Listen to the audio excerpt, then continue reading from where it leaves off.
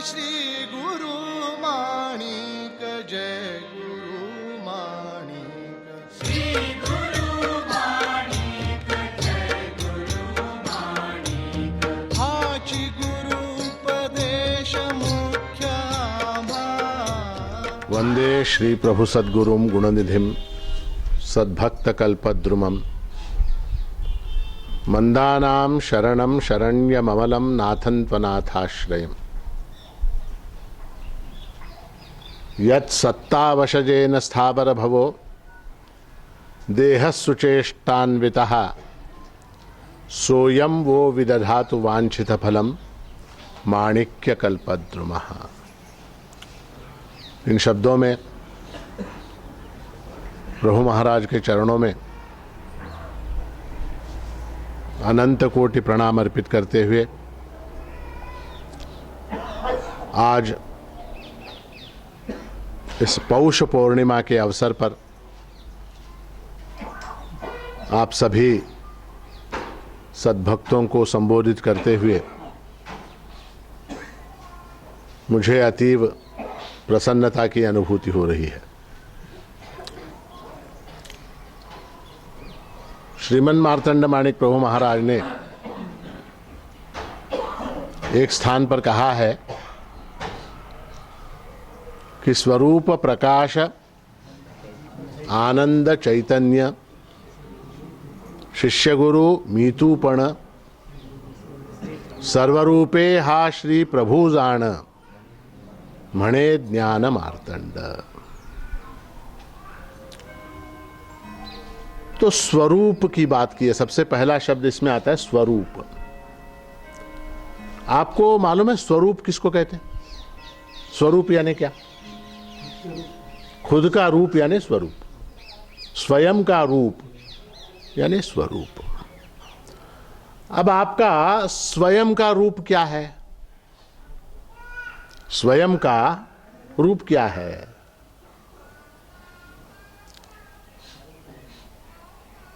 तो स्वयं का रूप पूछने के बाद कोई कहेगा मेरा वजन जो है वो 70 किलो है,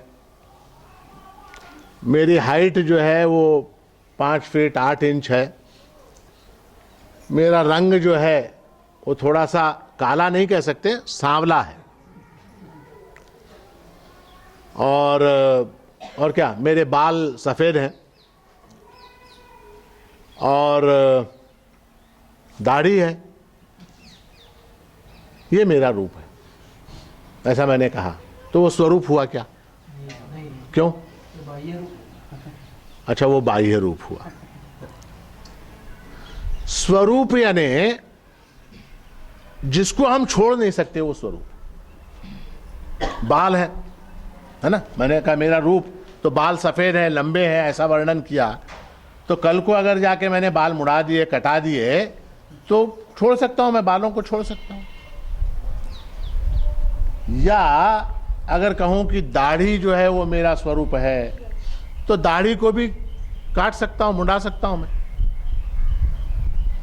अगर मैं कहूं कि लाल रंग का कुर्ता पहनना मेरा स्वरूप है, तो मैं कल हरे रंग का पहन सकता हूं, पीले रंग का पहन सकता हूं।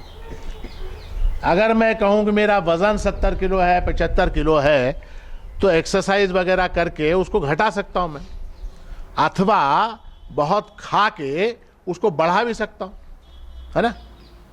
तो ये सारी चीजें बदलने वाली। स्वरूप यानी क्या? स्वरूप यानी जिसको मैं छोड़ नहीं सकता, वो मेरा स्वरूप। अब आपको उदाहरण अगर दूं, तो अभी 2-4 दिन पहले वो ये बना रहे थे, क्या कहते हैं, आलू की सब्जी। तो एक भगोने में पानी रखा गया, पानी में आलू डाले गए और नीचे से आग जला दी गई, गैस जला दिया गया। तो आलू जो है वो उबल के गरम गरम गरम गरम हो, उसको छू भी नहीं सकते, इतने गरम हो गए वो आलू। तो आप बताइए कि वो जो आलू है उसका स्वरूप उष्णता है क्या? नहीं है। क्यों नहीं है? हाँ, उसको अगर निकाल के रख दिया बगल में 10 मिनट के लिए, तो फिर वो ठंडा हो जाएगा। वो आलू को उबालने वाला जो पानी है उस बर्तन के अंदर वो भी गर्म, उसको भी आप हाथ नहीं लगा सकते, तो उसका स्वरूप उष्णता है क्या? क्यों नहीं है? अच्छा, थोड़ी देर बाद वो ठंडा हो जाए। उस पानी से भी गर्म वो बर्तन है जो प्रत्यक्ष आग के ऊपर रखा हुआ है, तो वो बर्तन का स्वरूप जो है उष्णता है क्या? नहीं है। क्यों? थोड़ी देर के बाद वो भी ठंडा हो जाएगा। अच्छा, उस बर्तन के नीचे जो आग है उसका स्वरूप उष्णता है क्या? नहीं है, वो भी थोड़ी देर बाद ठंडा हो जाएगा। आग बोले तो ही उष्णता। हाँ, तो वो अग्नि को आप कितनी भी देर रखो, वो अग्नि जो है वो अग्नि ही रहती है, वो ठंडी नहीं होती। अच्छा, मान लीजिए अग्नि को लेके आप वहां चले गए, कहाँ? साइबेरिया, जहां बर्फ गिरती रहती है, तो वहां पर अग्नि ठंडी हो जाती है क्या? हाँ? नहीं होती। अग्नि कभी भी ठंडी नहीं होती। तो इससे हमने क्या निश्चय निकाला, क्या निर्णय निकाला? अग्नि का स्वरूप क्या है? उष्णता है ना? तो स्वरूप यानी जिसको हम छोड़ नहीं सकते, ऐसी चीज स्वरूप। जिसको छोड़ देंगे तो हमारा भी नाश हो जाएगा, उसका नाम स्वरूप। अब जगत में हम अनेक अनेक अनेक वस्तुओं को जानते हैं, जानते हैं कि नहीं? हाँ? ये वृक्ष है, ये माइक है, वो कैमरा है, ये पुरुष हैं, वहाँ कुछ स्त्रियां हैं, इस तरह से हम अनेक वस्तुओं को जानते हैं। बाजार में सोने का क्या भाव है, कौन से शहर का कौन सा भाव है, हाँ? क्रिकेट के मैच में किसने कितने रन बनाए, कौन आउट हुआ, कौन जीता, कौन हारा, कंप्यूटर में क्या, सारी चीजें दुनिया में जो जो चल रहा है वो सब हम जानते हैं। जानते हैं कि नहीं जानते? जानते। अपने आप को हम जानते हैं क्या? जो इन चीजों को जान रहा है उसको हम जानते हैं क्या? जानते? कौन है वो? कौन है? अगर आपसे मैंने पूछा कि आप कौन है, हु आर यू, क्या बोलोगे आप? वो तो नाम हो गया। नहीं, बोलो आप, हु आर यू, कौन है आप? साई राम रेड्डी। साई राम रेड्डी आपका नाम। अच्छा, आपका जो नाम ये रखा गया, ये आपके पैदा होने के कितने दिन बाद रखा गया?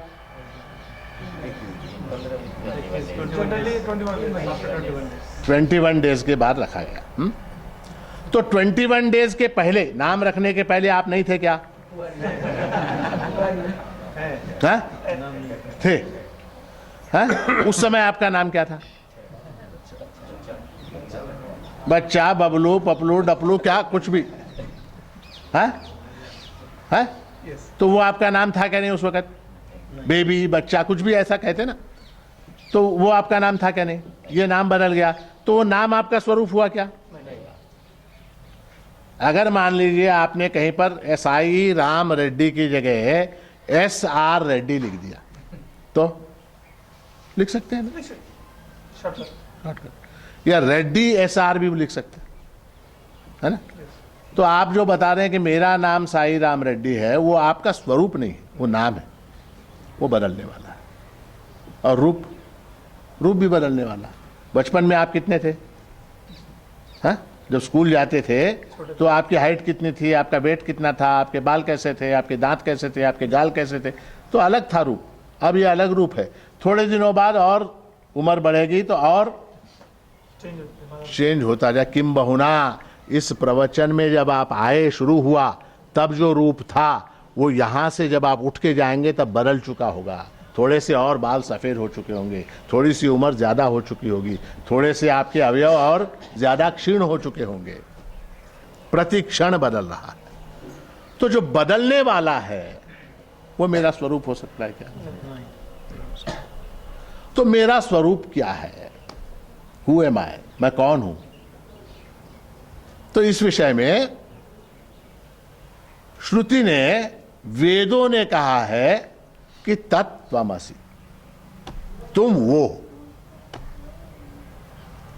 वो यानी कौन? अनचेंजेबल। वो यानी अपरिवर्तनशील जो ब्रह्म है, जो परमात्मा है, वो तुम हो, ऐसा श्रुति ने कहा है, वेदों ने कहा है।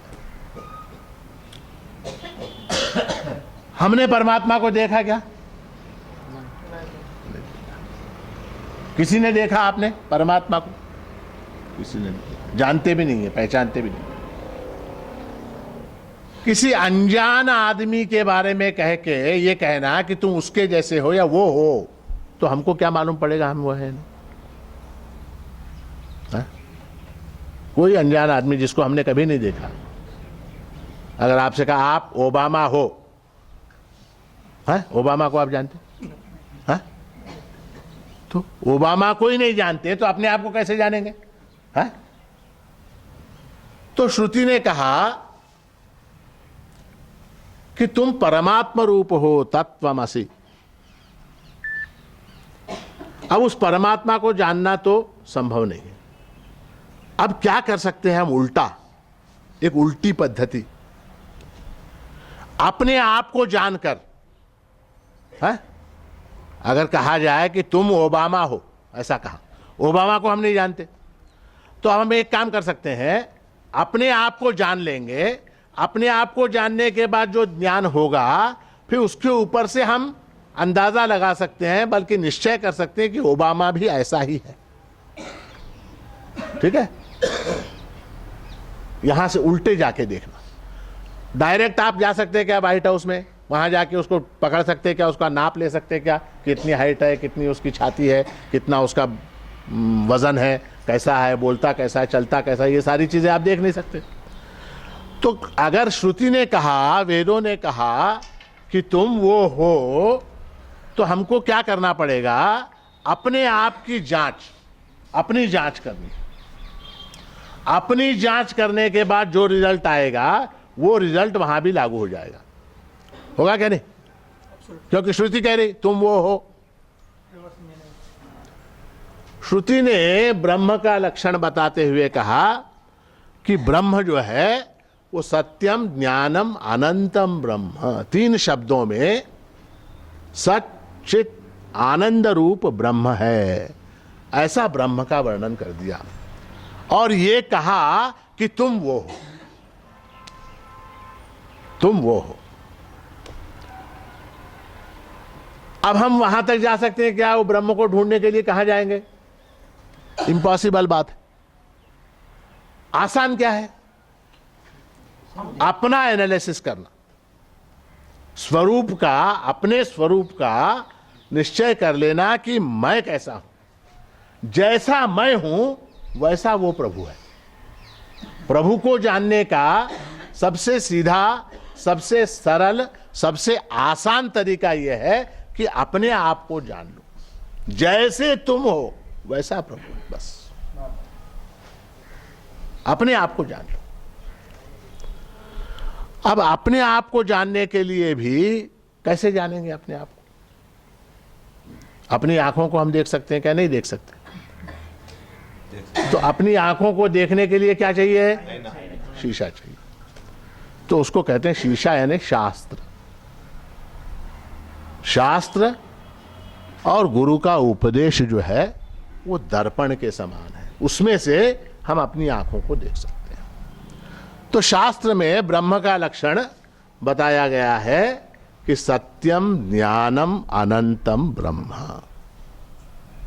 प्रभु परमात्मा सत्य है, ज्ञान स्वरूप है और अनंत है। अब इसको समझने के लिए सबसे पहले हमको ज्ञान शब्द को लेना पड़ेगा। ज्ञान, ज्ञान यानी क्या? ज्ञान यानी क्या? आपको मालूम है ज्ञान यानी क्या? ज्ञान यानी क्या? हाँ? वेदांत में ज्ञान कहते हैं, अनुभव को ज्ञान कहते हैं, एक्सपीरियंस। ज्ञान यानी एक्सपीरियंस। अब मुझको वहां पर वो क्या दिखाई दे रहा, हरे रंग का वृक्ष दिखाई दे रहा है, तो I am experiencing that tree, मैं उस वृक्ष को अनुभव कर रहा हूं। ठीक है, मैं उस वृक्ष को अनुभव कर रहा हूं। अब जगत में मैं कितने प्रकार के अनुभव लेता हूं बताइए, कितने प्रकार के अनुभव लेता हूं? हाँ? जो अपने से अलग से सब अनुभव, अनेक अनुभव। शास्त्र कहता है कि मैं केवल 5 प्रकार के अनुभव लेता हूं। मैं 5 प्रकार के अनुभव लेता हूं। कौन कौन से 5? बहुत अच्छा। शब्द, स्पर्श, रूप, रस, गंध। ठीक है। अब मैंने यहां ये क्या देखा, हरे रंग का वृक्ष देखा है, देखा ना, और यहां पर ये काले रंग का माइक्रोफोन देखा, ये पीले रंग के टी शर्ट मैंने देखे, है ना। तो ये सारी जो रंग रूप की जो सृष्टि है वो सारी एक वर्ग में आ गई। किसमें? रूप, रूप में आ गई, है ना। उसी तरह से शब्द सुनते हैं हम, पक्षी चहचहा रहे हैं, मैं बोल रहा हूं, मुझे अपना स्वर खुद सुनाई दे रहा है, आप लोग उत्तर दे रहे हैं वो भी सुनाई दे रहा है, कभी कभी बीच में हो सकता है किसी का मोबाइल बज जाए तो उसका भी शब्द मैं सुनूंगा। तो ये सारे जो शब्द हैं उनको भी मैं सुनता हूं। शब्द, स्पर्श, रूप, रस, मीठा है, खट्टा है, और क्या, कड़वा है, और क्या, षड रस, 6 प्रकार के रस, मीठा है, खट्टा है, कड़वा है, कसैला है, इस तरह से अनेक प्रकार के रस हैं। तो जितने भी प्रकार के रस हैं जिह्वा से मैं उन रसों को ग्रहण करता हूं। स्पर्श है, उष्ण है, शीत है, कठिन है, कोमल है, इस तरह से स्पर्श को भी मैं अनुभव करता हूं। और चूंकि इस जगत का समस्त अनुभव मैं इन 5 रूपों में लेता हूं, इसलिए इसको प्रपंच कहते हैं। प्रपंच, प्रपंच। जगत का लिए क्या शब्द है? प्रपंच। प्रपंच, प्रपंच यानी क्या? जहां से 5 प्रकार के अनुभवों को मैं लेता हूं। इसके अलावा और कोई अनुभव है क्या? नहीं। मैंने आपको गाली दी, शब्द में आ गया है। मैंने आपको ये प्रसाद दिया, आपने ये स्वीकार किया, तो स्पर्श में आ गया है। तो ये सारा जो है, जो कुछ है, सारा जगत वो 5 प्रकार से हमको अनुभव में आता है।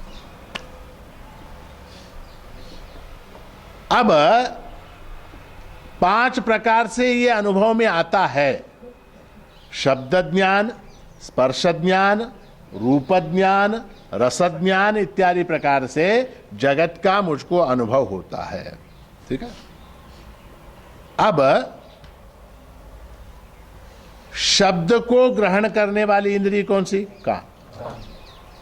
रूप को ग्रहण करने वाली इंद्रिय कौन सी? आंख। अच्छा, आंख को यह मालूम है क्या कि इस समय कान शब्द सुन रहे हैं? नहीं। कानों को यह मालूम है क्या कि इस समय मैं रूप देख रहा हूं या गंध ग्रहण कर रहा हूं? यह कान को मालूम है क्या? अच्छा, नासिका को यह मालूम है क्या कि मैं ये मीठा फल खा रहा हूं? सब इंडिपेंडेंट, उनको नहीं मालूम, मगर मुझे मालूम है क्या? नहीं। मैं शब्द सुन रहा हूं, मैं रूप देख रहा हूं, मैं रस ग्रहण कर रहा हूं, मैं स्पर्श कर रहा हूं, मैं गंध ले रहा हूं, ये सारी चीजें मुझे मालूम है क्या? नहीं। है? अच्छा, हम भोजन करते हैं, भोजन करते समय कोई वस्तु है, उसको खा रहे, मान लीजिए वो गर्म है, बहुत बहुत गर्म है, तो वहां क्या ज्ञान हुआ? नहीं, ज्ञान कौन सा हुआ? स्पर्श स्पर्श हुआ, स्पर्श हुआ है। उसके बाद उसको मैंने, गर्म है तो भी मैंने उसको मुंह में डाला, तो फिर कौन सा वहां पर ज्ञान हुआ? रस का ज्ञान हुआ। ठीक है। वो जो खाया मैंने, अगर दही भात है, दही चावल है तो सफेद रंग का है, साखर भात है तो पीले रंग का है, और कौन सा, कुछ भी जो भी रंग है, जलेबी है तो केसरिया रंग की है, रोटी है तो उसका रंग भूरा पीला ऐसा रंग है। तो रंग का भी मुझको ज्ञान हो, रूप का। चपाती है, गोल है, चपाती गोल है, और हमारे मराठवाड़ा में चपाती बनाते, कैसे बनाते मालूम आपको? नहीं, त्रिकोण नहीं, कोई आकार नहीं होता उसको लंबा चौड़ा कोई आकार नहीं होता, लंबा चौड़ा उसको नहीं, उसके बाद चाकू लेके उसको डिजाइन में काटते हैं। कोई आकार, मराठवाड़े की चपाती का कोई आकार नहीं। तो इस तरह चपाती है तो गोल है, रोटी है तो गोल है, समोसा है तो वो त्रिकोण आकृति है, जलेबी है वो गोल है, और क्या, और दूध है, दही है तो वो द्रव्य है। इस तरह से उसका रंग रूप का भी ज्ञान हो रहा। तो स्पर्श का ज्ञान हुआ, रस का ज्ञान हुआ, रंग का ज्ञान हुआ, और उसमें से गंध भी आती है। गंध आती है कि नहीं? सांबार है, आपका रसम है, कुछ भी है, उसमें से गंध आती है, सुगंध आती है। तो गंध का भी ज्ञान, आहा जबरदस्त खाना हो रहा, गंध का भी ज्ञान हो रहा। और उसको चबाकर खाते समय मचर मचर मचर मचर ऐसा शब्द का भी ज्ञान होता है कि नहीं? होता है। तो शब्द, स्पर्श, रूप, रस, गंध, ये पांचों को ग्रहण करने वाला कौन? महाराष्ट्र एक स्थान पे कहते हैं, शब्द ज्ञान है नेत्रासी नाही, रूप जाणणे श्रोत्रासी नाही, शब्द रूप यासी साक्षित्व नाही, तूची साक्षी अन्य साक्षी तो नहीं। तो मुझको जागृति के अंदर शब्द, स्पर्श, रूप, रस, गंध, इनका पृथक पृथक ज्ञान होता, अलग अलग ज्ञान होता है। यद्यपि अलग अलग ज्ञान होता है, तथापि वो ज्ञान अलग नहीं है। शब्द, स्पर्श, रूप, रस, गंध अलग है, उनका होने वाला ज्ञान क्या है? वो ज्ञान जो है एक है, ज्ञान में भेद नहीं है। शब्द ज्ञान, स्पर्श ज्ञान, रूप ज्ञान, रस ज्ञान, ज्ञान जो है वो कॉमन, ज्ञान एक है, वो ज्ञान एक है। अब थोड़ा सा विचार कीजिए कि जिस प्रकार जागृति में मुझे इन विषयों का ज्ञान होता है, उसी तरह स्वप्न में भी मुझे इन विषयों का ज्ञान होता है। शब्द का, स्पर्श का, रूप का, रस का, गंध का मुझको स्वप्न में भी ज्ञान होता है। स्वप्न में शेर आया और शेर ने जोर से दहाड़ लगाई तो शब्द का ज्ञान हुआ क्या नहीं है? स्वप्न में मैं किसी होटल में गया और वहां जाके मैंने भोजन किया तो रस का ज्ञान हुआ क्या नहीं? शब्द में मैंने, स्वप्न में मैंने क्या, एक सुंदर स्त्री को देखा तो रूप का ज्ञान हुआ क्या नहीं स्वप्न में? तो स्वप्न में भी शब्द, स्पर्श, रूप, रस, गंध का ज्ञान होता है। वो भी अलग अलग होता है, तथापि वो ज्ञान भी एक है। अब सुषुप्ति में ज्ञान होता है क्या नहीं? सुषुप्ति यानी क्या? ऐसी नींद जहां पर स्वप्न न हो, गहरी निद्रा, तो वहां पर ज्ञान होता है क्या नहीं? निद्रा का ज्ञान होता नाही आता तुम्ही झोपलेले आहात समजा, तर मी झोपलोय अशा प्रकारचं ज्ञान होतं का? ते आम्ही लहान होतो, हम छोटे थे, बचपन में एक खेल खेलते। क्या?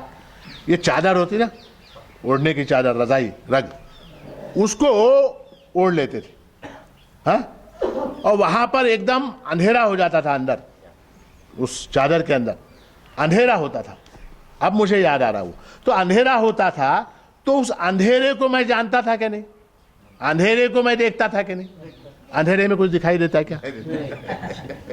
अंधेरे में कुछ दिखाई देता है क्या?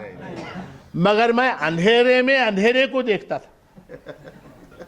अंधेरे में अंधेरा दिखाई देता है क्या? नहीं। अंधेरा प्रकाशा वाचुनी निशी ही कुणी भासविली, महाराज श्री कहते प्रकाश, बिना प्रकाश के अंधेरे का ज्ञान होता है क्या? नहीं। हा? तो स्वप्न सुषुप्ति में मैं सोया हुआ था, मैं सोया हुआ था, इस बात का ज्ञान होता है क्या? जागने के बाद आप क्या कहते हैं? अच्छा नींद आया, मैं जबरदस्त नींद करके उठा। तो ये जबरदस्त नींद मुझे आई, ये आपको कैसे पता लगा? जागृति में पता चला। जागने के बाद उसकी स्मृति आई क्या नहीं? याद आई क्या नहीं? किसकी? उस अज्ञान की, अज्ञान की और सुख की। सुषुप्ति में क्या है? अज्ञान है, सुख है, तम है, अंधेरा है। तो उस तम की याद आई क्या नहीं? मैं गहरी नींद में सोया हुआ था, ऐसी याद आई क्या नहीं? है? अच्छा, याद किसको आती है? नहीं, याद किसको आती है? जो जागृति में, जिसने अनुभव लिया उसी को याद आती है। जिसने एक्सपीरियंस किया वो नहीं। जिसने एक्सपीरियंस किया उसी को याद आती है। मेरे बचपन की याद तुमको आती क्या? तुम्हारे बचपन की याद मुझको आती क्या? मेरी शादी की याद तुमको आती क्या? है? तुम्हारी शादी की याद मुझे आती क्या? जिसने अनुभव किया उसी को स्मरण होता है। जिसने अनुभव किया उसी को स्मरण होता है। इसलिए सुषुप्ति में भी वो ज्ञान है, क्योंकि सुषुप्ति में अगर वो ज्ञान न होता तो कौन बताता जागने के बाद मैं सुख से सोया हुआ था? है ना? कोई अनुभव करने वाला चाहिए ना। अब जैसे किसी ने कहा, मान लीजिए कि महाराज जी जब मैं यहाँ आया 11 बजे 11:30 बजे जब यहाँ आया, यहाँ कोई भी नहीं था, यहाँ कोई भी नहीं था। करेक्ट है क्या ये? नो, रॉन्ग है। हाँ? रॉन्ग है। करेक्ट है। 11:30 बजे जब मैं यहाँ आया तो यहाँ कोई नहीं था, ये करेक्ट है क्या? रॉन्ग है। वो टाइम पे वो था ना सब। नहीं नहीं, मैं यहाँ जब आया 11:30 बजे तो यहाँ कोई नहीं था। वो गलत है। No one was here when I came here. है? क्यों? क्यों गलत है? हाँ, क्योंकि 11:30 बजे जब मैं यहाँ आया तो यहाँ कोई नहीं था। इस बात का ज्ञान किसको हुआ? मेरे बगैर, समझो मैं ही नहीं आता तो मुझको मालूम होता क्या? नहीं मालूम होता था। तो सुषुप्ति में भी ज्ञान है। तो जागृति में, स्वप्न में, सुषुप्ति में, तीनों अवस्थाओं में वो ज्ञान है। ठीक। अब ये ज्ञान कैसे होता है? देखिए, ज्ञान कैसे होता है कि जब मेरी जो चेतना है, जिसको शास्त्र में संवित कहते हैं, वो चेतना जब किसी वस्तु के संपर्क में आती है तब ज्ञान होता है। किसी वस्तु के संपर्क में, जैसे उदाहरण के लिए आप लीजिए एक बैटरी, टॉर्च है क्या? चाचा मेरी बैटरी लावा, लावा चाचा बैटरी लावा।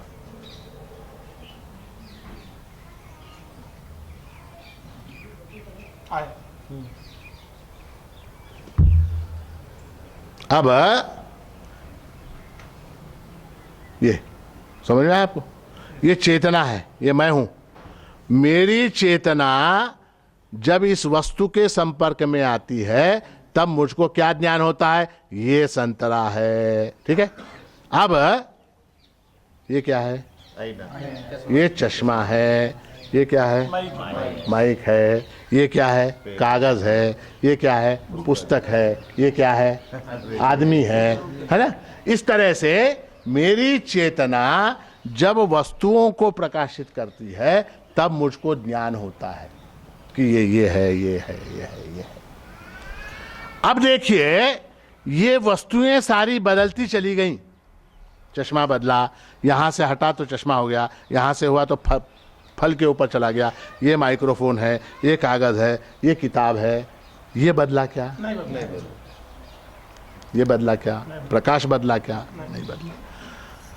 तो स्वरूप प्रकाश, प्रकाश जो है ज्ञान को, चेतना को, चैतन्य को, कॉन्शियसनेस को शास्त्रों में प्रकाश की उपमा दी गई है। प्रकाश, प्रकाश यानी क्या? हाँ? प्रकाश म्हणजे काय? जो अंधेरा को निकाल के जो अंधेरे को समाप्त करता हो प्रकाश, खत्म कर। अज्ञान को ज्ञान में लाना। प्रकाश शब्द का अर्थ है जिसके कारण ज्ञान होता है, वो प्रकाश। जिसके कारण ज्ञान होता है। एक अंधेरा कमरा है, वहां आप टॉर्च लेके चले गए और वहां आपने उस कमरे में रोशनी डाली तो आपको क्या दिखा? वहां एक वस्तु, कोई घड़ा रखा हुआ दिखा, आपको एक संदूक दिखा, आपको एक अलमारी दिखी, आपको एक मूर्ति दिखी, एक कैलेंडर दिखा, कुछ दिखा, घड़ी दिखी। तो प्रकाश यानी जिसके कारण वस्तुओं का ज्ञान होता है, उसको प्रकाश कहते हैं। जिसके कारण मुझको जागृति का ज्ञान होता है, मैं जागृत हूं, ऐसा आपको ज्ञान है कि नहीं? इस समय है। मैं स्वप्न में हूं, ऐसा ज्ञान होता है कि नहीं? वहां भी होता है, ज्ञान होता है। सुषुप्ति में जागने के बाद मैं सोया हुआ था, ऐसा ज्ञान होता है कि नहीं? तो ये जो अलग अलग प्रकार के ज्ञान होते हैं, इनको प्रकाशित करने वाला जो है वो चैतन्य। चैतन्य की उपमा प्रकाश से दी गई है। अच्छा, ये जो प्रकाश है, अब देखिए आप, बड़ी महत्व की बात बता रहा हूं। ये जो प्रकाश है उसके कारण मुझे वस्तुओं का ज्ञान होता है, ठीक है, पहली बात। अब ये प्रकाश जो है, जिसके कारण, जो प्रकाश ने इसको व्यापा है कि नहीं? चारों तरफ से प्रकाश है कि नहीं? इसके ऊपर चारों तरफ से इसके ऊपर प्रकाश है। अब वो जो प्रकाश है उसके बगैर तो ये वस्तु दिखाई नहीं दे सकती। प्रकाश के बगैर ये वस्तु आपको दिखाई नहीं दे सकती। प्रकाश चारों तरफ से इसको घेर रहा है। वो इससे चिपका हुआ है या इससे अलग है? प्रकाश हाँ? अलग है, इससे चिपका हुआ नहीं है। तो इसलिए शास्त्र कहता है प्रकाश जो है वो वस्तु का, पदार्थ का गुण नहीं, उसका अवयव भी नहीं है और उसका प्रोडक्ट यानी उससे उत्पन्न भी नहीं हुआ। अच्छा, प्रकाश इससे उत्पन्न हुआ क्या? इसमें से हाँ? प्रकाश जो है वो इसका गुण है क्या? स्वाभाविक गुण। अगर स्वाभाविक गुण इसका होता, इसका स्वरूप होता, तो ये हमेशा चमकता रहता, अंधेरे में भी चमकता रहता। हाँ? अच्छा, प्रकाश जो है इसका अंग है क्या? जैसे छिलका इसका अंग है, इसके अंदर रेशे हैं, वो इसका अंग है, इसके अंदर फल है मीठा, वो इसका अंग है, रस इसका अंग है। तो उस तरह से प्रकाश इस फल का अंग है क्या? पार्ट, प्रोडक्ट, या उसका प्रोडक्ट भी नहीं है, प्रॉपर्टी भी नहीं है, पार्ट भी नहीं है, अंग भी नहीं है, उसका गुण भी नहीं है और उससे वो उत्पन्न भी नहीं हुआ। उसी तरह से अब चैतन्य, कॉन्शियसनेस, ये जो चैतन्य है इसके कारण ये देह प्रकाशित हो रहा है क्या? नहीं। अब वो चैतन्य जो है इस देह का हिस्सा है या देह से अलग है? देह से अलग है। देह से अलग है। जैसे शरीर में नाखून है, बाल हैं, अवयव हैं, हाथ पैर हैं, वैसे वो प्रकाश जो है, वो चैतन्य जो है, वो शरीर का हिस्सा है क्या? नहीं। शरीर का हिस्सा नहीं है। अच्छा, शरीर का गुणधर्म है क्या चैतन्य? नहीं। अगर चैतन्य शरीर का गुणधर्म होता तो क्या हो जाता? सोच के बताइए। चैतन्य अगर शरीर का गुणधर्म बन जाता तो क्या होता? वो चैतन्य नहीं होता। अमर हो जाता आदमी। हाँ, ये है बात। क्या बात, क्या बात, जबरदस्त। अगर चैतन्य जो है वो शरीर का गुणधर्म हो जाता तो मरते ही नहीं। तो मरते ही नहीं, अमर हो जाते। अच्छा, वो चैतन्य शरीर का गुणधर्म हो जाता तो हम मरते नहीं। अच्छा, वो चैतन्य जो है शरीर उत्पन्न करता है क्या? जैसे शरीर से अनेक चीजें उत्पन्न होती हैं, रक्त उत्पन्न होता है, मांस उत्पन्न होता है, थूक उत्पन्न होता, नाना तरह की चीजें, मल मूत्र वगैरह नाना तरह की चीजें शरीर से उत्पन्न होती हैं। तो उस तरह से पसीना उत्पन्न होता, उस तरह से चैतन्य शरीर में से उत्पन्न होता है क्या? तो वो चैतन्य जो है वो शरीर से भिन्न है। अच्छा, अब प्रकाश जो है वो इसको व्याप रहा है क्या नहीं? इस फल को, जिसके कारण आप इस फल को देख रहे हैं, व्याप रहा है क्या नहीं? अच्छा, वो प्रकाश जो है वो क्या केवल इस फल के ऊपर है या इस फल के अगल बगल नीचे ऊपर साइड में सब तरफ है? सब तरफ है प्रकाश। अब चैतन्य है, चैतन्य क्या केवल आपके शरीर में है या शरीर से बाहर, शरीर के ऊपर, शरीर के नीचे, दाएं बाएं सब तरफ है? शरीर में, है? शरीर में शरीर के बाहर नहीं है? नहीं, नहीं है? कैसे नहीं? चैतन्य यानी जीव। नहीं, जीव नहीं है चैतन्य शब्द का। चैतन्य शब्द का प्रकाश है, चैतन्य का अर्थ प्रकाश है। तो प्रकाश यहाँ है क्या नहीं? आकाश यहाँ है क्या नहीं? प्रकाश है क्या नहीं है? तो शरीर के बाहर भी वो है। शरीर की जो इसके फल की जो बाउंड्री है, फल की बाउंड्री यानी फल की सीमा, उसके बाहर भी है वो प्रकाश है। वो चैतन्य शरीर की सीमा से भी बाहर भी है। और फिर उसके बाद मान लीजिए ये फल जो है प्रकाश के कारण दिखाई दे रहा है, ठीक है? प्रकाश के कारण ये फल दिखाई दे रहा है। मान लीजिए ये फल नष्ट हो गया, उसकी जगह पे हमने ये चश्मा पकड़ लिया, तो प्रकाश नष्ट होता है क्या? प्रकाश नष्ट नहीं होता। फल गया, उसकी जगह चश्मा आया, चश्मा गया, उसकी जगह कुछ और चीज आ गई है, तो प्रकाश नष्ट होता है क्या? प्रकाश नष्ट नहीं होता। आपने नाटक देखे? नाटक अब नाटक में वहां स्टेज के ऊपर लाइट होते। अब उस लाइट में एक कोई आर्टिस्ट है, मान लीजिए शिवाजी महाराज है, शिवाजी महाराज। अब वो शिवाजी महाराज नाटक में जो बना हुआ है वो आया और उसने अपना डायलॉग बोला, उसका जो सीन था वो कर लिया शिवाजी महाराज का। वो शिवाजी महाराज चला गया उस तरफ। अब इधर से अफजल खान आया, उसका भी हो गया, उसने अपना डायलॉग बोला है, तो शिवाजी के जाने के बाद प्रकाश बदल जाता है क्या? फिर अफजल खान आया, फिर दूसरा प्रकाश आता है क्या? Same light. उस प्रकाश के कारण ही वो शिवाजी दिखाई दे रहा है, वो अफजल खान दिखाई दे रहा है, वो कौन और जो लोग हैं उसमें नाटक में, वो सारे पात्र, गाने वाले, नाचने वाले, बजाने वाले सारे दिखाई दे रहे हैं। उन सबके चले जाने के बाद स्टेज के ऊपर क्या रहेगा? प्रकाश। माइक हट गया, सतरंजी कारपेट निकाल ली गई, सब कुछ निकाल लिया गया, तो फिर वहां कहते हैं वहां स्टेज के ऊपर कुछ नहीं था।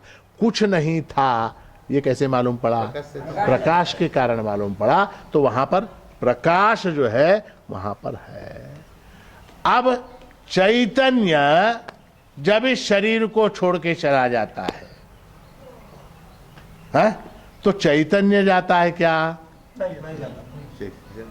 चैतन्य जाता है क्या? शरीर चला गया, चैतन्य जाता है। शिवाजी महाराज ग्रीन रूम में चले गए, अफजल खान आया, अफजल खान चले गए, जीजा माता आई, जीजा माता चली गई, और कोई आया। सारे लोग पात्र बदलते रहते हैं, ड्रामा के जो पात्र हैं वो बदलते रहते हैं, मगर वहां स्टेज के ऊपर जो गिरने वाला प्रकाश है वो कभी नहीं बदलता। ठीक है? तो प्रकाश जो है वो अविनाशी है, चैतन्य भी अविनाशी है। ठीक।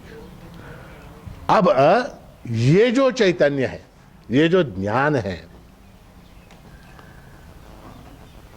ये जागृति में, स्वप्न में, सुषुप्ति में बराबर हमेशा बना रहता है। ठीक है, हमारे वेदांत शास्त्र में जागृति, स्वप्न, सुषुप्ति मिला के एक दिन बनता है।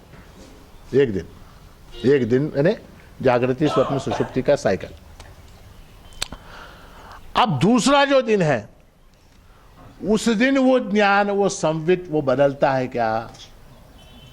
एक दिन हो गया, अब दूसरे दिन ये चैतन्य बदलता है क्या? दूसरे दिन भी नहीं बदलता। अच्छा, एक वीक के बाद, एक महीने के बाद नहीं बदलता, एक साल के बाद हाँ? अपना से पहला है, अपना से बाद में भी रहता वो। तो मासाब्द युग कल्पेशु, विद्यारण्य मुनि पंचदशी में कहते हैं मासाब्द युग कल्पेशु। युग भी अगर चले जाए, कल्प भी अगर बीत जाए, तो भी वो चैतन्य नहीं बदलता, वो कॉन्शियसनेस नहीं बदलता, कभी नहीं बदलता। अब ये ज्ञान स्वरूप हुआ, हमारा ज्ञान स्वरूप हुआ। अब एक चीज आप बताइए कि सत्य यानी क्या? सत्य यानी क्या? सत्यम ज्ञानम अनंतम ब्रह्म, है ना? तो ज्ञान हमने देखा चेतन स्वरूप है हमारा, चेतना को छोड़ के हम नहीं रह सकते, है ना? तो चैतन्य हमारा स्वरूप। अब सत्यम कहा है श्रुति में, सत्यम। सत्यम यानी सत्यम का अर्थ है जो तीनों कालों में बाधित नहीं होता, बाधित नहीं होता, बाधित नहीं होता है, नेगेट नहीं होता, जिसको झुठलाया नहीं जा सकता। अदालत में कभी कभी ये कहा जाता है ये गवाह झूठा है। गवाह झूठा मतलब क्या? झूठ बोल रहा है। है? अदालत में, कोर्ट में कभी कभी ये कहते हैं कि ये गवाह झूठा है। क्यों कहते हैं? कब कहते हैं? मान लीजिए वो गया, तुमने मर्डर होते हुए देखा क्या? हाँ साहब मैंने देखा। मर्डर कौन से दिन हुआ? बुधवार की रात को हुआ, ऐसा बोला मान लीजिए। और एक्चुअली मर्डर अगर गुरुवार की रात को हुआ होगा, पंचनामे में, एफआईआर में अगर ये लिखा हुआ है कि मर्डर गुरुवार की रात को हुआ, और ये गवाह अगर कहता है कि मर्डर बुधवार की रात को हुआ, तो क्या हो जाएगा? गवाह झूठा है। फिर अगर उसने कहा कि मैंने देखा कि इस आदमी ने उसको बंदूक से मारा, गोली पिस्तौल से बंदूक से उड़ाया, ऐसा अगर कहा गवाह ने, और एफआईआर अगर कहती है कि उसको चाकू भोंक के मारा गया, तो क्या हो जाएगा? गवाह क्या हो जाएगा? झूठा हो जाएगा। जो अपने बयान को बदल देता है वो झूठा। ठीक है? सत्य यानी क्या? जो अबाधित रहता है, कभी नहीं बदलता, वो सत्य है। तीनों कालों में, तीनों काल यानी भूत, भविष्य, वर्तमान, जागृति, स्वप्न, सुषुप्ति, तीनों में जो नहीं बदलता है। अब आप बताइए कि आपके अंदर तीनों कालों में न बदलने वाली वस्तु कौन सी है? तीनों कालों में न बदलने वाली आप वस्तु क्या है आपके अंदर, आपके स्वरूप में? चैतन्य, कॉन्शियसनेस, ज्ञान जो है वो तीनों कालों में नहीं बदलता। देयरफॉर चैतन्य, चित इज इक्वल टू सत, जिसका कभी भी बार नहीं होता। प्रकाश का बार होता है क्या? चैतन्य का बार होता है क्या?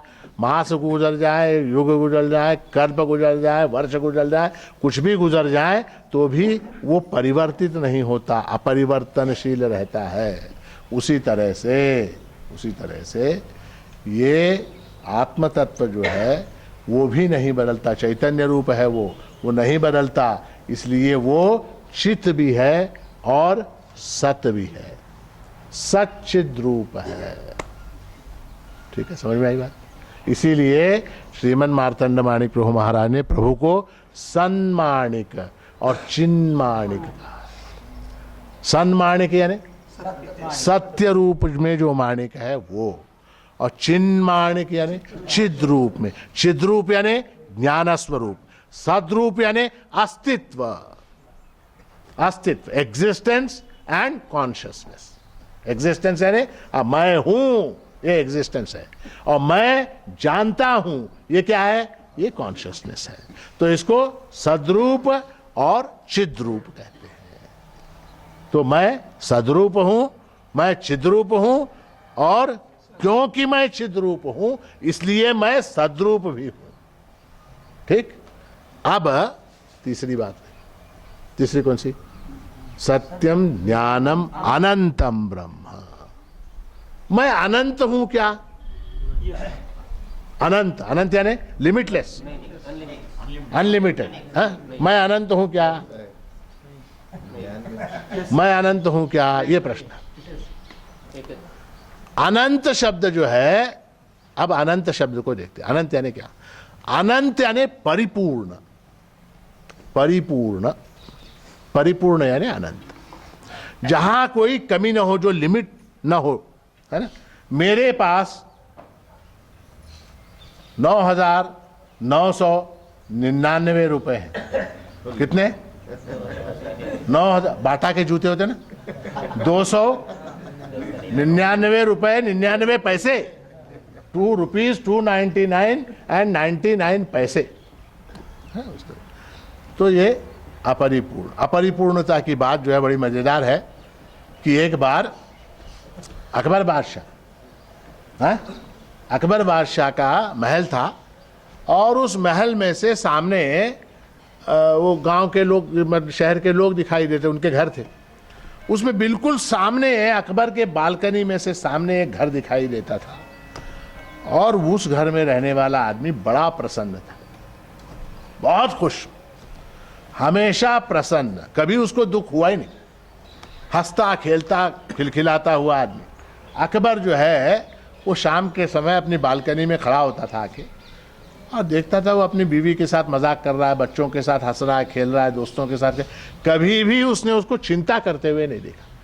चिंता नाम की चीज नहीं, दुख नाम की चीज नहीं। तो अकबर ने सोचा ये गरीब आदमी, इसके पास खाने को नहीं है बराबर, इसके पास घर बराबर नहीं है, मगर फिर भी इतना खुश रहता है, और मैं इतना बड़ा बादशाह, हिंदुस्तान का बादशाह, मुझको इतनी चिंता है, गुजरात में क्या हुआ, बंगाल में क्या हुआ, पंजाब में क्या हुआ, वहाँ क्या हुआ, फौज गई क्या नहीं, खजाना आया क्या नहीं, वो आया क्या नहीं, कौन सा मंत्री कहाँ गया, कौन से क्या अनारकली कहाँ गई, ये सारी चिंता। तो बीरबल को बुलाया। जब बादशाह चिंतित हो जाए, बादशाह लोगों के लिए अच्छा है, उन स्वतः अपनी बुद्धि इस्तेमाल नहीं करते, वो एक बुद्धिमान आदमी को नौकर रखते। तो उन्होंने बीरबल को बुलाया, बुला के बोला वो देखो, वो घर देखो सामने, वो कितना खुश रहता, हमेशा कितना खुश रहता, हमेशा खुश रहता, और मैं अरबों रुपए की संपत्ति का मालिक, नए बादशाह, और मुझको चिंता है, मुझको दुख है, उसको नहीं है। क्या बात? उसका कारण क्या है, पता को, उसका कारण क्या है, खुश रहने का कारण क्या है? तो बीरबल बोला ठीक है हुजूर, मैं कोशिश करता हूं। अब बीरबल ने क्या किया, कुछ किया, क्या किया वो बाद में बोला। बीरबल ने कुछ किया, और तीसरे दिन बादशाह जब बालकनी में खड़ा होकर देखने लगा, तो देखा वो आदमी यूं बैठा, ऐसा बैठा। बोले चमत्कार हो गया, उसको दुख हो गया, उसको चिंता लग गई। कैसे लगी, कहां से आई चिंता? फिर बादशाह ने क्या किया, बीरबल को बोला, वो चिंतित है, कैसे चिंतित हुआ? तो बोला हुजूर वो आप उसको बुला के पूछो,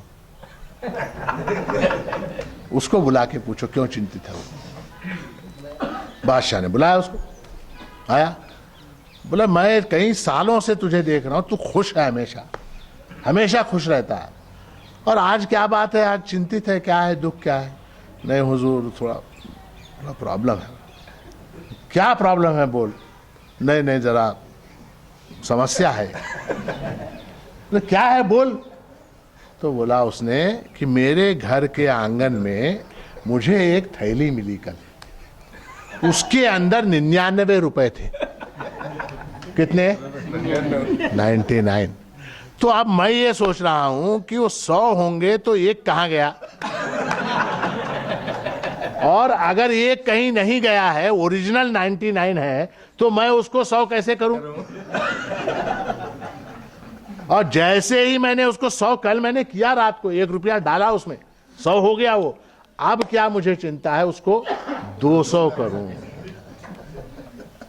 उसको मैं 200 करूं, 300 करूं, 400 करूं, वो चिंता लग गई अब उसको। उसको कहते हैं 99 का फेर। तो अनंत यानी परिपूर्ण, परिपूर्णता यानी आनंद। अनंत शब्द का अर्थ वेदांत में आनंद है, आनंद, सच्चिदानंद कहते हैं, आनंद। तो ये जो आनंद है, हम आनंद स्वरूप है क्या? हाँ? सबको अपनी अपनी समस्या है, सबको 99 का समस्या। समस्या, 99 की समस्या सबको है। हम आनंद रूप हैं क्या? ठीक।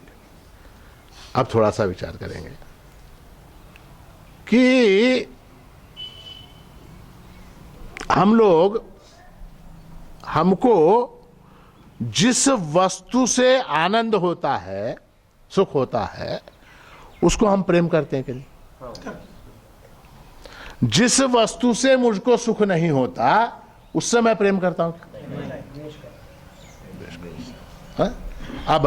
अब ये संतरा है, इससे मुझे अगर सुख होता होगा तो मैं इससे प्रेम करूंगा, ठीक है? और इससे अगर सुख नहीं होता होगा तो मैं उससे द्वेष करूंगा। अब इसके अंदर माँ, बाप, भाई, बहन, पत्नी, पुत्र, सखा, संबंधी, संपत्ति, घर, पैसा, सब आ गया, सब कुछ आ गया। जिससे मुझे सुख होता है उसी से मैं प्रेम करता हूं। है?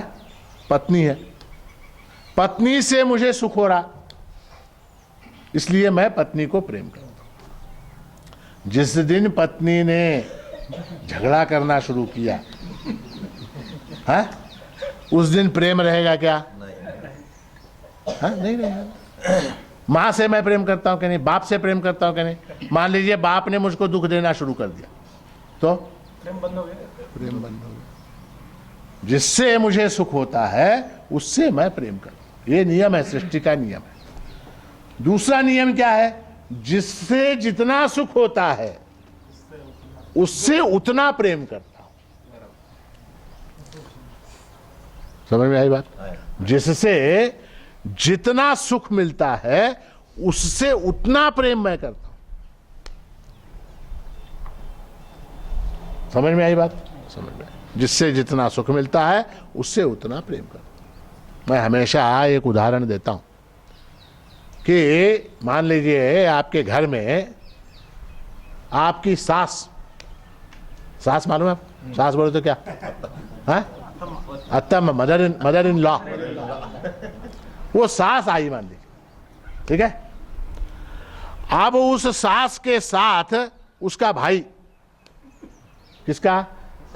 सास का भाई, आपकी बीवी का मामा, वो भी आया। उसके साथ उसका ड्राइवर, ठीक, वो गाड़ी में आई तो ड्राइवर, और ड्राइवर के साथ उसका कुत्ता। इतने लोग आपके घर आ गए, इतने लोग आपके घर आ। अब आपको इनका इंतजाम करना है। इनका सास, सास का भाई, उसका ड्राइवर, उसका कुत्ता। इनको आप कहां कहां सुलाओगे? बोलो। ड्राइवर को बाहर, नहीं, सबसे पहले सास को। सास को घर, सास को कहां सुलाओगे? घर में अंदर, बेडरूम में अंदर। ज्यादा कम अगर हुआ तो खुद वरांडे में सो के अपने बेडरूम में सास को एडजस्ट कर देंगे, ठीक है? सास के भाई को बाहर हॉल में, सास का भाई उसको हॉल के अंदर डाल, उसका ड्राइवर हॉल, हाँ हाँ, नीचे, मतलब जमीन के ऊपर एक शतरंजी वतरंजी देके उसको वहां सुला दिया। कुत्ता हाँ? ठीक है, इनको अलग अलग जगह पे आपने रख दिया। तो सास को क्यों अंदर बेडरूम में लेके गए, क्यों?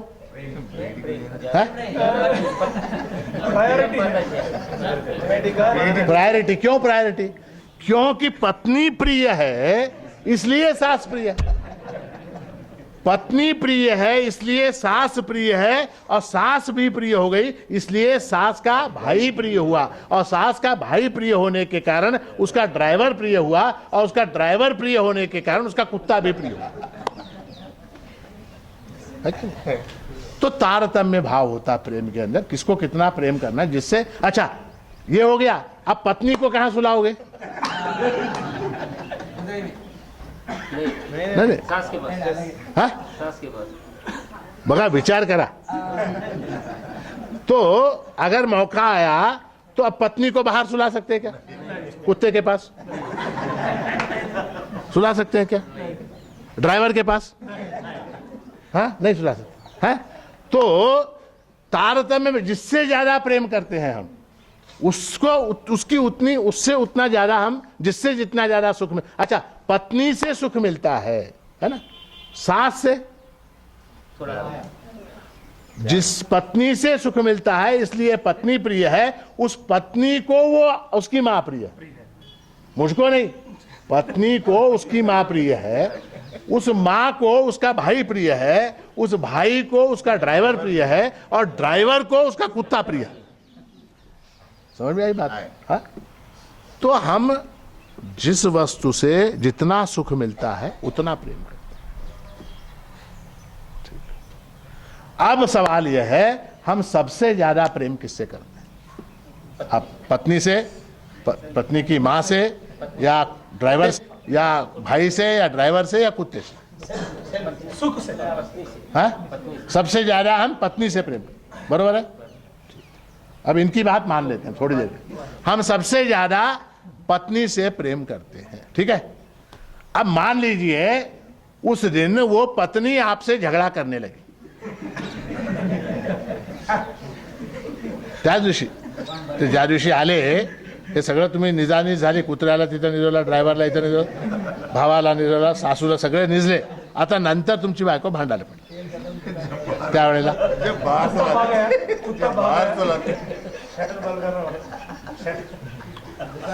पत्नी प्रिय म्हणलात की तुम्ही, ती भांडायला लागली तर शाश्वत आहे, हा? शाश्वत आहे, तितक्या पुरतं आहे भांडायला. नाही नाही, तितक्या पुरतं नाही, तर रोजच भांडायला लागली तर काय करणार?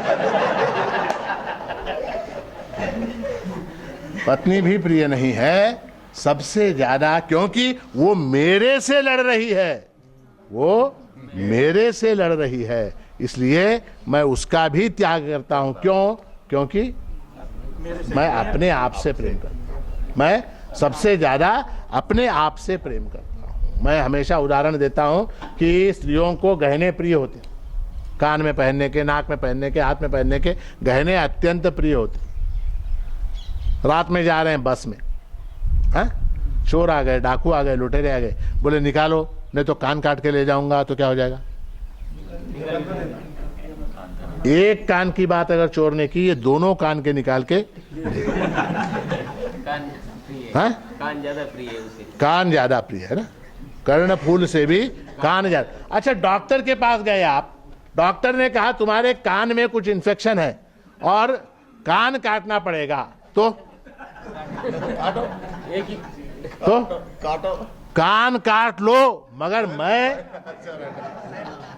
सेफ रहना चाहिए। तो प्रेम किसके ऊपर हुआ? शारीर दूसरा अवयव के ऊपर। हाँ? चेतन के ऊपर, खुद के ऊपर प्रेम है, खुद के ऊपर प्रेम है। अगर जो है वो चोर आया, उसने कहा कि वो कर्णफूल निकाल के दे वरना कान काट लूंगा, तो कर्णफूल निकाल के दे दिया है। अब डॉक्टर ने कहा कि कान में रोग है, कान काटना पड़ेगा, तो हाँ?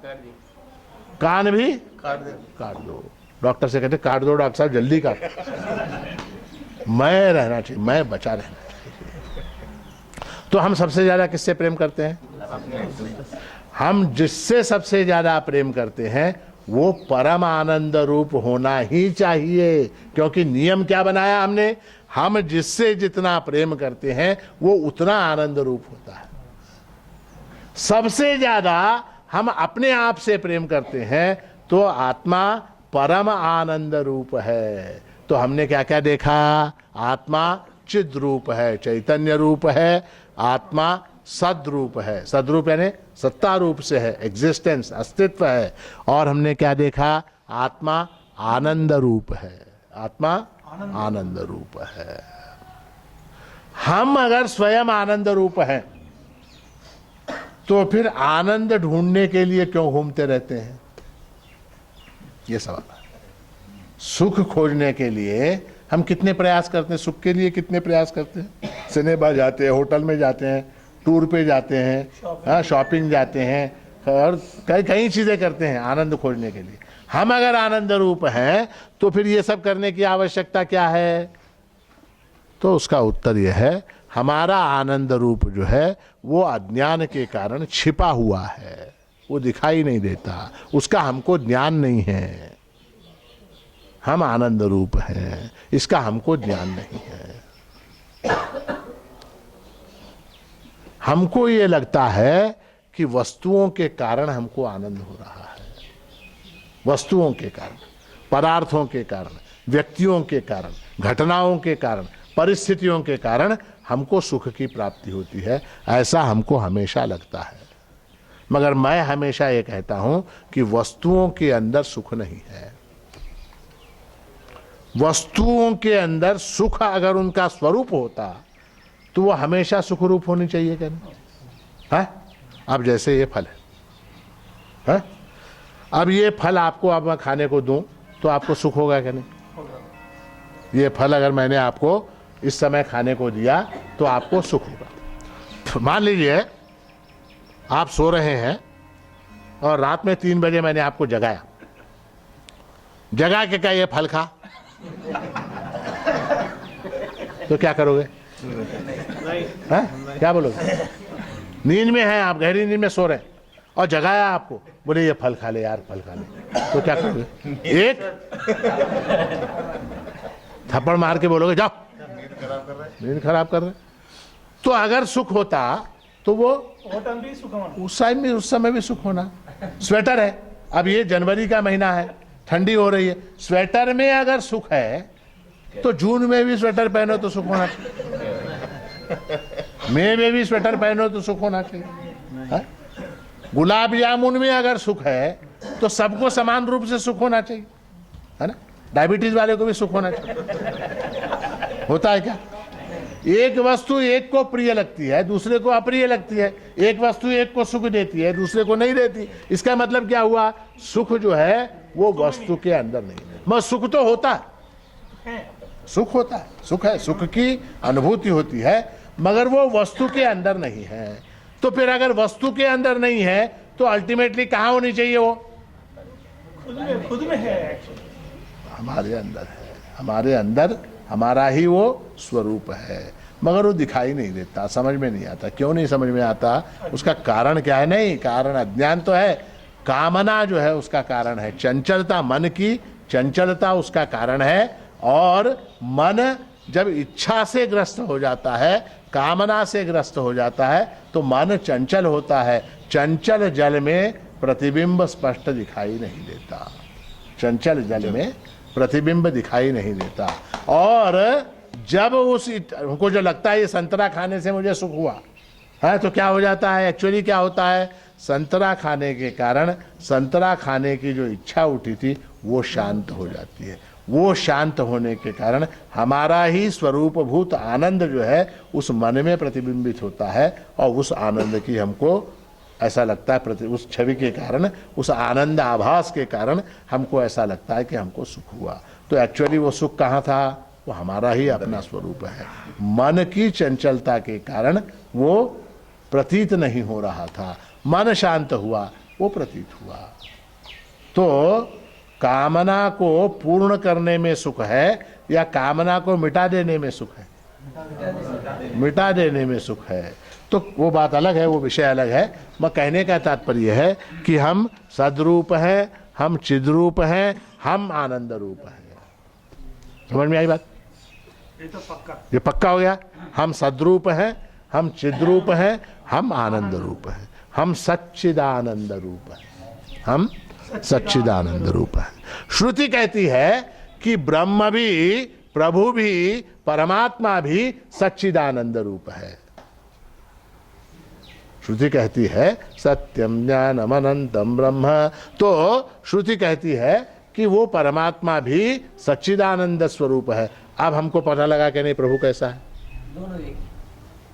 दोनों एक है। अब हमको पता लगा कि नहीं प्रभु कैसा है? हमारे जैसा है। प्रभु कैसा है तो हमारे जैसा है। और प्रभु हम कैसे हैं? जैसे नहीं, जैसे को भी निकालो। जैसा कब बोलते हैं हम? जब दो वस्तु होते हैं तो वहां पर जैसा, ऐसा, वैसा की बात, कंपैरिजन की बात। वहां दो है ही नहीं, एक ही है। क्योंकि ये भी सच्चिदानंद, वो भी सच्चिदानंद, फिर क्या हुआ? सच्चिदानंद। चिन्माणिक आम्ही सर्व ही धालो, आनंदी आनंद। तो आनंद की प्राप्ति जो है वो ऐक्य के अनुभूति में, ऐक्य की अनुभूति में आनंद की प्राप्ति है। ऐक्य किसका? तो जीव का और परमात्मा का, हमारा और प्रभु का जो ऐक्य है उसी में आनंद है। उसके अलावा बाकी जो कुछ है वो सब दुख रूप है। वो सब जो है दुख रूप है।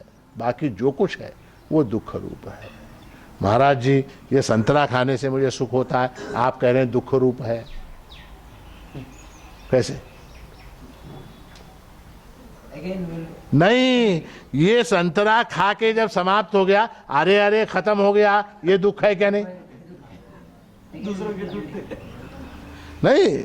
अब ये संतरा खाने से मुझे सुख हुआ तो सुख हुआ, मगर ये जब खत्म हो गया तो दुख हुआ क्या? नहीं। बचपन में हम लोग वो ये खाते थे क्या, आइसक्रीम?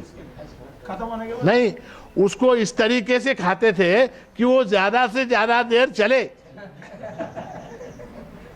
है ना? अगर मान लीजिए वो क्या कहते हैं उसको, आइसक्रीम, आइसक्रीम नहीं कहते, स्टिक, स्टिक, आइसक्रीम का स्टिक होता।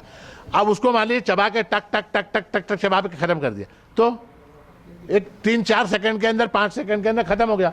उसको मान लीजिए जबान से धीरे धीरे धीरे धीरे अगर उसको खाएंगे तो वो ज्यादा देर तक ठीक है, मगर फिर भी वो किसी न किसी समय समाप्त हो जाएगा। समाप्त होने के बाद फिर क्या होगा? फिर दुख की अनुभूति होगी, अरे अरे ये समाप्त हो गया। तो प्रत्येक वस्तु जो है जगत की वो दुख देने वाली है। क्यों दुख देने वाली है? क्योंकि उसका वियोग है। कुछ वस्तुएं ऐसी हैं जिनके संयोग से दुख होता है। कुछ वस्तुएं जगत में ऐसी हैं जिनके संयोग से दुख होता है। मतलब क्या? उनके आने से दुख होता है। कौन? सास। ऐसे अनेक, कुछ भी आने से दुख होता है। मान लीजिए कुत्ता है, कुत्ता है, खूंखार कुत्ता है। अब वो कुत्ता अगर आपके पास आ गया तो सुख होगा क्या दुख होगा? तो कुछ वस्तुएं ऐसी हैं जिनके आने से दुख होता है, कुछ वस्तुएं ऐसी हैं जिनके जाने से दुख होता है। मगर दुख वस्तुओं से जुड़ा हुआ है, आने में है दुख अथवा जाने में, मगर दुख जो है वो वस्तुओं से जुड़ा हुआ है। दुख का जहां लेश भी नहीं है, दुख का जहां लेश भी नहीं है, ऐसा मेरा स्वरूप है, सच्चिदानंद रूप है। प्रभु का स्वरूप भी वही है, मेरा स्वरूप भी वही है। मैं और प्रभु ये भिन्न नहीं है, हम एक ही हैं। एक ही अगर हैं,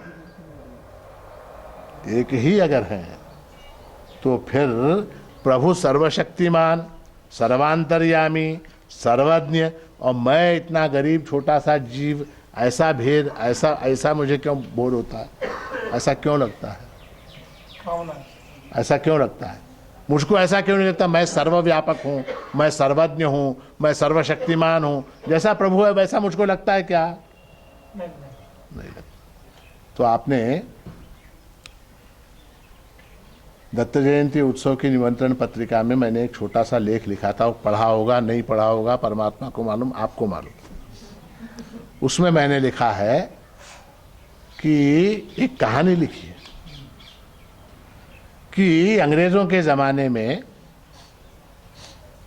एक अंग्रेज साहब था बहुत बड़ा, वो हिंदुस्तान में यहाँ नौकरी करता था। उसका एक नौकर था, हिंदुस्तानी नौकर, उसके ऊपर उस साहब का बड़ा प्रेम, बहुत प्रेम, और ये नौकर भी बड़ी स्वामी निष्ठा से अपने साहब की चाकरी करता था। 15 अगस्त 1947 को अंग्रेजों का राज्य समाप्त हुआ, भारत स्वतंत्र हुआ। उस साहब का ट्रांसफर हो गया इंग्लैंड, वो चला गया इंग्लैंड। उसकी शादी नहीं हुई थी, ब्रह्मचारी था बेचारा, न बच्चे न कच्चे, कोई परिवार नहीं। तो उसने वहां से वसीयतनामा लिखा अपना, इंग्लैंड में जाके वसीयतनामा लिखा, और अपनी सारी संपत्ति जो इंग्लैंड में थी वो किसके नाम कर दी? अपने नौकर के नाम, जो भारतीय था, हिंदुस्तानी था, उसके नाम से उसने सारी संपत्ति लिख दी। मर गया। अब उसके वकीलों ने इसको एक लेटर लिखा, इसको,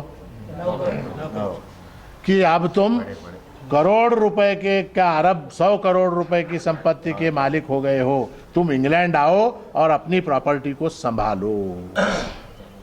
इसके पास इंग्लैंड जाने के पैसे नहीं। अब ये गया लेटर लेके सबके पास, बताते हुए क्या, करोड़ रुपए का मालिक हूं, मुझको इंग्लैंड जाने के लिए टिकट के लिए 10,000 रुपए चाहिए दो। बोले हट, ऐसे रोज मैसेज आते हैं, आते क्या नहीं फोन में, आपने 36 करोड़ 300 कितने जीत गए, ऐसे में ऐसा है वो लेटर। कोई देने को तैयार, सब लोग मजाक उड़ा रहे, कोई नहीं दे रहा। वकीलों को दिखाया, कोर्ट को दिखाया, अदालत को दिखाया, ऑफिसरों को दिखाया, मुझे इतनी बड़ी संपत्ति, मुझे जाने का है भाई, जाने के लिए कुछ इंतजाम करके दो, मुझे एक टिकट बनवा के दो, मैं वहाँ जाके भेज दूंगा। बोले हट, ऐसे सब हमने बहुत देखे, किसी ने उसको 5 पैसे नहीं।